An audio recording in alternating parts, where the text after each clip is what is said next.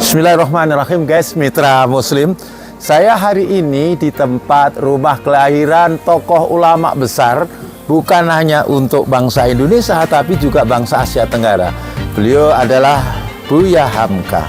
Sering kita lihat karya-karya beliau terkenal di mana-mana, bahkan sampai di Malaysia, di Brunei banyak yang mengenal. Buya Hamka dilahirkan di Sumatera Barat. Kalau kemudian kita melihat silsilahnya seperti ini, beliau adalah putra dari Abdul Karim, lalu kalau Amrullah itu kakeknya. Guys, mitra muslim, beliau dilahirkan pada waktu itu dan beliau belajar sampai negeri seberang. Bahkan ada penghargaan dari Al-Azhar Mesir pada tahun 1959 dan juga dari Universitas Kebangsaan Malaysia. Ini jubah yang dipakai beliau ketika mendapatkan gelar kehormatan doktor.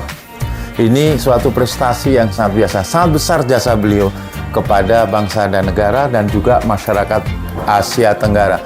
Bagaimana membangkitkan perlawanan terhadap penjajahan yang pada saat itu sangat menguasai daripada bangsa-bangsa Asia. Kalau kita lihat di sini, beliau mempunyai karya tulis yang cukup besar. Memang beliau adalah seorang yang diberikan kemampuan untuk menulis, kemampuan untuk memberikan kata-kata karena beliau seorang ulama dan sekaligus sastrawan. Zaman Soekarno, Buya Hamka pernah ditangkap dan seterusnya. Dalam zaman Soeharto, beliau alhamdulillah dipercayakan menjadi Ketua Majelis Ulama Indonesia. Inilah Buya Hamka, dan hari ini kami alhamdulillah ketemu daripada putra bungsu daripada Buya Hamka yang saat ini ada di museum ini. Oke guys, hari ini alhamdulillah saya ketemu putra bungsu dari Buya Hamka. Mungkin Pak, yang paling berkesan dari Bapak sebagai putra ulama besar, bukan hanya di Indonesia tetapi juga di Malaysia, apa Pak? Barangkali mungkin bisa disampaikan kepada kami untuk meniru kehebatan dan kelebihan daripada almarhum Buya Hamka. Alhamdulillah, terima kasih. Saya yang berkesan buat saya sebagai anak seorang Abdul Malik. Dia tak pernah kata lelah, Pak. Allahu Akbar, Masya Allah. Sehari-hari yang saya lihat dia menulis, dia membaca. Bayangkan di tempat tidurnya itu banyak buku yang terbuka. Jadi kita tidak boleh ganggu itu buku. Sebab kalau kita ganggu, dia ingin mencari referensi dari buku-buku itu, lalu dipindahkan kepada tulisan. Yeah. Jadi yang saya lihat sampai pukul 12 malam dia masih. Masya Allah, Masya Allah. Pak, terus barangkali ya kalau keilmuan kapasitasnya dunia pun mengakui ya sampai Khairul Mesir. Kalau kepada keluarga bagaimana Pak? Kasih sayang terhadap anak barangkali sama istri. Saya anak bungsu. Iya. Dari 12 anak. Dia lebih interaksi pada abang-abang saya yang laki-laki.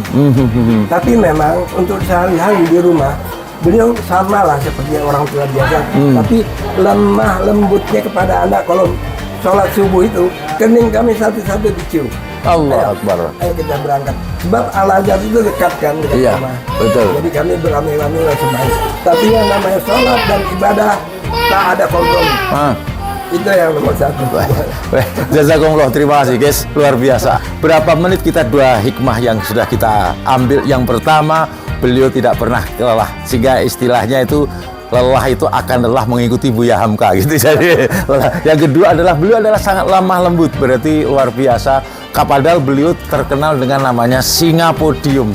Seling beliau kalau berceramah menggelegar, tapi Masya Allah tadi dikatakan sama beliau kalau bangun tidur lemah lembut, bahkan dengan bahasa kasih sayang sebagai seorang. Saya kira ini perlu disampaikan kepada seluruh anak bangsa supaya banyak belajar dari beliau. Ini saya kira bermanfaat sehingga ini menambah daripada kenikmatan beliau menghadap sang Kholik. Dan kita doakan insya Allah beliau sekarang bersama para nabinya, para syuhadanya, karena beliau adalah ulama yang sebagai pewaris Nabi besar Muhammad SAW. Terima kasih. Wassalamualaikum warahmatullahi wabarakatuh. Ini sebuah keistimewaan yang sangat luar biasa yang bisa kita sampaikan kepada seluruh bangsa kita, seluruh anak bangsa, bahwa kita memiliki seorang tokoh wajar kalau kemudian Rasulullah SAW mengatakan khairunas anfaulinas itu ya. Jadi orang-orang yang terbaik adalah orang yang paling banyak manfaatnya kepada orang lain. Saya kira ini yang sangat luar biasa.